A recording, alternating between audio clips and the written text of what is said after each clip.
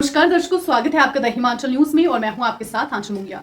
दर्शकों, आज मैं आप लोगों के बीच में एक बहुत ही महत्वपूर्ण जानकारी लेकर आई हूं। जी हां, महिलाओं की बात करूं तो महिलाओं के हित के लिए बहुत ही महत्वपूर्ण जानकारी है और महिलाओं को इसे सुनकर बहुत ही खुशी महसूस होगी। जी हां, अगर हिमाचल प्रदेश की बात करें तो हिमाचल प्रदेश में कई ऐसी महिलाएं हैं जिनको अभी तक इस योजना के बारे में, इस पॉलिसी के बारे में पता नहीं है।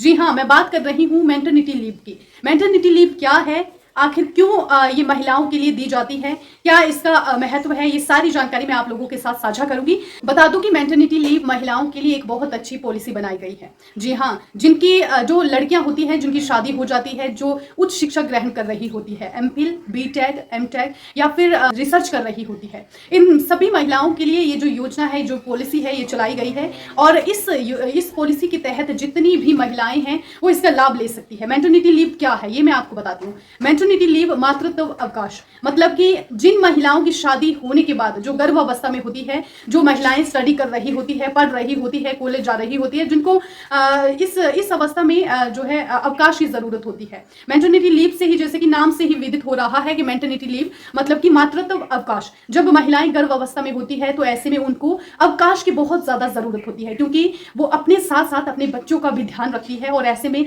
उनको आने जाने में परेशानी होती है। अगर वो रिसर्च कर रही है, एमफिल कर रही है, स्टडी कर रही है, तो ऐसे में उनको जो है आने जाने में दिक्कत होती है। या मान लीजिए वो गर्भ अवस्था में है तो उनके एग्जाम आ रहे हैं, तो ऐसे में कई महिलाएं ऐसी है जो कॉलेज छोड़ देती है या फिर स्टडी को कहीं ना कहीं पीछे छोड़ देती है, सिर्फ इस वजह से कि वो गर्भ अवस्था में है। तो ये एक बहुत बड़ा इशू है और ऐसे में महिलाएं कहीं ना कहीं आहत होती है, तो उनको ये पढ़ाई जो है वो छोड़नी पड़ती है। कई महिलाएं ऐसी होती है जो इन पढ़ाई को छोड़ देती है, तो इसके लिए उन महिलाओं को छुट्टी की जरूरत होती है। मैटरनिटी लीव से ही आप समझ रहे होंगे, ये मातृत्व अवकाश है। छुट्टी के लिए जरूरत महिलाओं को पड़ती है क्योंकि वो अपने साथ अपने परिवार, अपने बच्चे का ख्याल रखती है। संविधान अनुच्छेद 42 की बात करूं तो इसमें महिलाओं के लिए, मतलब मातृत्व अवकाश के लिए जो राहत प्रदान की गई है वो इसमें दी गई है। इसी के साथ जो एक्ट है 1961 एक्ट के तहत महिलाओं को इसमें बेनिफिट दिए गए हैं। तो अगर 2017 की बात करूं तो 2017 के अनुसार महिलाओं को पहले 2-3 हफ्ते की छुट्टियां दी जाती थी, लेकिन अब महिलाओं को 240 समथिंग इसके करीब जो है वो छुट्टियां दी जाती है इस अवस्था में। तो ये मैटरनिटी लीव इसीलिए ही